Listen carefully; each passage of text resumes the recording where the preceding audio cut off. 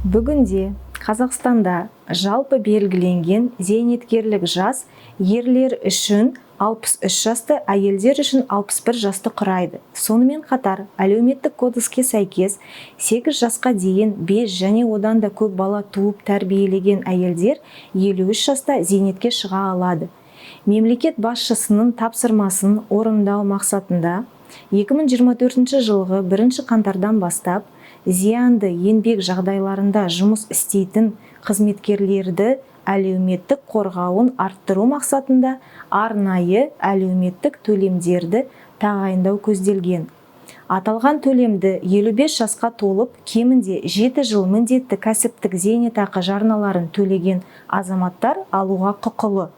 Осылайша жұмыскерлердің бұл санаттың зейнеткерлік жасқа жеткенге дейін зиянды еңбек жағдайлары бар, жұмыстан шығуға және арнайы әлеуметтік төлемдер алуға құқығы бар.